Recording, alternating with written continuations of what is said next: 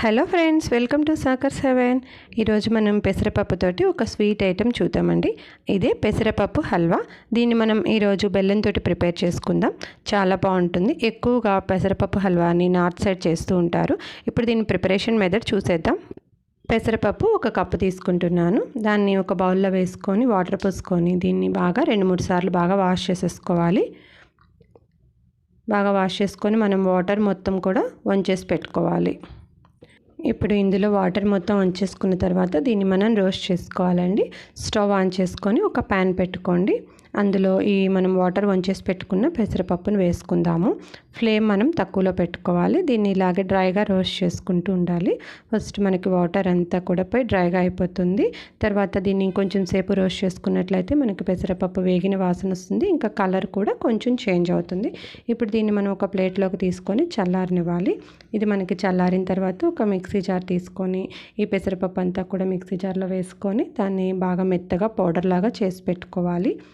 తర్వాత ఒక బౌల్ తీసుకోండి. అందులో 1 కప్పు బెల్లం తీసుకుంటున్నాను. మనం పెసరపప్పు ఎంతైతే తీసుకుంటామో సేమ్ క్వాంటిటీ బెల్లం తీసుకోవాలి. ఇందులో ఆ బెల్లం మునిగేంత వరకు కూడా వాటర్ పోసుకోవాలి. ఇప్పుడు దీన్ని మనం స్టవ్ ఆన్ చేసి ఈ గిన్నెని స్టవ్ మీద పెట్టుకోండి. మనం ఇక్కడ పాకం ఏం పట్టాల్సిన అవసరం లేదు. బెల్లం కరిగితే సరిపోతుంది. ఇక్కడ బెల్లం కరిగింది కదా, దీన్ని స్టవ్ ఆఫ్ చేసేసి పక్కన పెట్టేసుకోండి. నెక్స్ట్ ఒక ప్యాన్ పెట్టుకోండి. స్టవ్ మీద ఒక 2 స్పూన్లు నెయ్యి వేసుకొని మనం డ్రై ఫ్రూట్స్ చిన్న చిన్న ముక్కలుగా కట్ చేసి పెట్టుకున్నాను. జీడిపప్పు, బాదం పప్పు అవి వేసుకొని వేయించుకుంటున్నాను. ఇప్పుడు ఇది సగం వేగిన తర్వాత ఇందులో కిస్మిస్ కూడా వేసుకొని వేయించుకోవాలి. కిస్మిస్ మనకి త్వరగానే ఫ్రై అయిపోతాయి కాబట్టి ఇది సగం వేసిన తర్వాత వేస్తే మొత్తం కలిపి ఈవెన్గా ఫ్రై అవుతాయి. ఇప్పుడు ఈ మొత్తం మనకి వేగిపోయాయి కదండి, ఒక బౌల్లోకి తీసి పెట్టేసుకున్నాను. తర్వాత ఇందులోనే మనము ఇందాక మిక్సీ వేసి పెట్టుకున్న పెసరపప్పు వేసుకోవాలి. అవసరమైతే ఇంకొంచెం నెయ్యి యాడ్ చేసుకోండి తక్కువ కనిపిస్తే. ఇప్పుడు మనం ఈ నేతిలో రోస్ట్ చేసుకోవాలి. ఇది వేయించుకునేటప్పుడు మనకి చక్కటి వాసన వస్తుందండి, నేతిలో వేగుతుంది కదా. ఇప్పుడు ఇది మనకి వేగిపోయిన తర్వాత ఇందులో మనం కొంచెంగా పాలు యాడ్ చేసుకుందాము.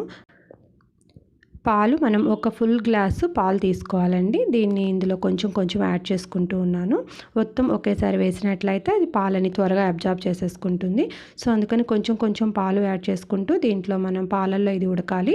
అప్పుడే మనకి టేస్ట్ చాలా బాగుంటుంది. ఇప్పుడు మిగిలిన పాలు మొత్తం కూడా యాడ్ చేసేసుకుంటున్నాను. దీన్ని ఒకసారి మొత్తం బాగా కలిపేసుకోండి. ఎక్కడ ఉండలు లేకుండా ఉండేలాగా మెత్తగా కలుపుకోండి. ఇప్పుడు ఈ పాలు మనకి త్వరగానే అబ్జార్బ్ అయిపోతాయి.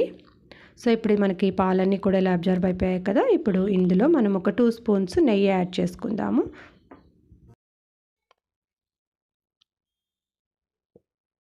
ఇప్పుడు నేతిలో కూడా కొంచెం సేపు మనం వేయించుకుందాము. ఆ నెయ్యి మొత్తం కూడా అబ్జార్బ్ చేసేసుకుంటుంది ఈ మూంగ్ దాల్. నెక్స్ట్ ఇందులో మనం ఇందాక కరిగించి పెట్టుకున్న బెల్లాన్ని ఒక వడపోత సహాయంతో ఇందులో వంచుకోండి. బెల్లంలో కొంచెం డస్ట్ ఉండడానికి అవకాశం ఉంటుంది కాబట్టి దీన్ని వడపోసుకుంటే బాగుంటుంది. ఇప్పుడు దీన్ని బాగా ఈ బెల్లంలో కరగనివ్వండి. బాగా ఇందులో మనకి కొంచెం సేపు ఉడకాలి. ఎక్కడ ఉండలు లేకుండా ఇలా మెత్తగా కలిపేసుకోండి. ఇప్పుడు ఇందులో కొంచెం యాలకుల పొడి ఒక 1/2 స్పూన్ యాడ్ చేసుకోండి. సువాసన మనకి చాలా బాగుంటుంది. యాలకుల పొడి వేసుకొని దీన్ని బాగా కలిపేసుకోండి. నెక్స్ట్ మనం ఇందులో ఇందాక వేయించి పెట్టుకున్నటువంటి డ్రై ఫ్రూట్స్ యాడ్ చేసేసుకుందాము. ఇప్పుడు ఇవన్నీ వేసుకొని మనం బాగా కొంచెం సేపు ఇలాగే కలుపుకుంటూ ఉండాలండి. కొంచెం సేపు ఇలా కలిపినట్లయితే మనకి ఇందులో నెయ్యి మనం ఇందాకంతా యాడ్ చేసాం కదా, అది కొంచెం ఇలా రిలీజ్ అయినట్లు దీనికి అంటుకుంటూ ఉంటుంది మనకి ఆ బాండీకి. సో అప్పుడు మనకి రెడీ అయిపోయినట్లే హల్వా. ఇప్పుడైతే మనకి ఇక్కడ కొంచెం నెయ్యి రిలీజ్ అయినట్లు వస్తుంది. ఇప్పుడు మనకి హల్వా ప్రిపేర్ అయిపోయింది. మనం స్టవ్ ఆఫ్ చేసేసుకుందాము. ఈ పెసరపప్పు హల్వాని మనం బెల్లం కాంబినేషన్తో ప్రిపేర్ చేసుకున్నాం కాబట్టి మన ఆరోగ్యానికి కూడా చాలా మంచిది అండి. వేసవి కాలంలో ఎక్కువగా పెసరపప్పు తీసుకోవడం వల్ల మన శరీరానికి చలువ చేస్తుంది. ఇప్పుడు దీన్ని ఒక ప్లేట్లోకి తీసేసుకుంటున్నాను. చాలా బాగుందండి. మీరు కూడా ట్రై చేయండి. Thank you so much for watching this video. మా వీడియో మీకు నచ్చినట్లయితే లైక్ చేయండి, షేర్ చేయండి, మా ఛానల్ని సబ్స్క్రైబ్ చేసుకోండి.